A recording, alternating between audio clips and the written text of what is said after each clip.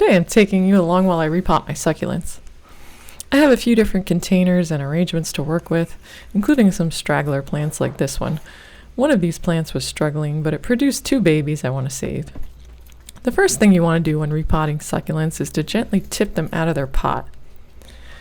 You can see this one was definitely in need of repotting. It had been about a year. That's usually how long I let my succulents go. Usually I like to repot them at the end of fall when it's time to bring them in for winter. I like to give them fresh new soil and pull them apart so that they have breathing room, and it's also a good time to declutter your succulents, especially sickly ones or ones that have insect damage. Pull them apart gently. This one had a lot of babies that will snap off pretty easily. We can get rid of this yellow one, and we can also get rid of the original one that has insect damage.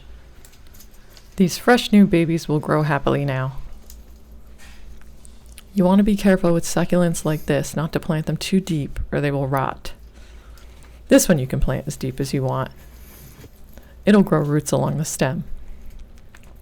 This jade plant is the star of the show. I want to use it again as the centerpiece of the arrangement.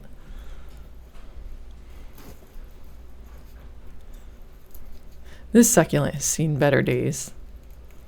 It hasn't had any babies, and it's just not looking too healthy, so we're not going to use it today. This is the last pair to pull apart. Looks like it could use a root prune. It's a good idea to trim off the roots of your succulents, especially when you're making an arrangement, because it helps you have more room to plant. And the plants actually like it because it encourages more root growth. Trim off any old flower stalks like this one.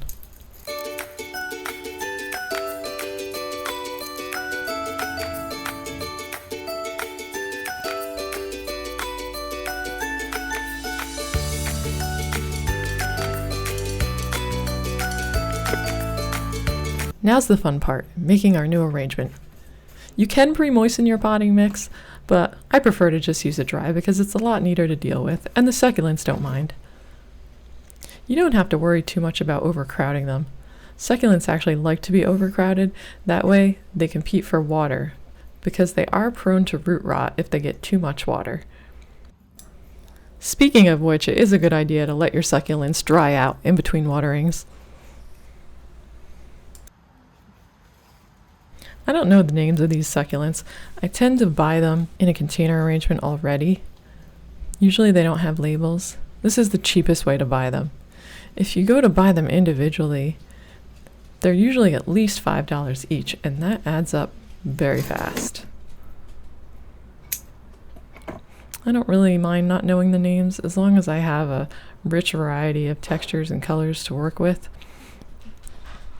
It's nice when you do break them apart and have lots of babies, because then you have a lot of the same variety and you can plant them as a clump, and then it looks more like a garden.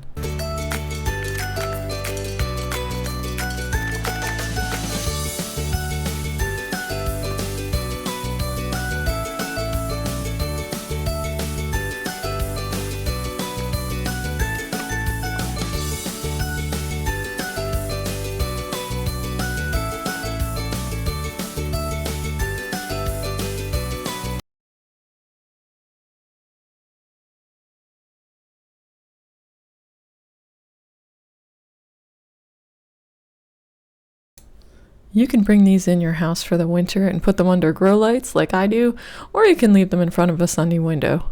I hope this video inspires you to create your own succulent arrangement. Thanks for watching.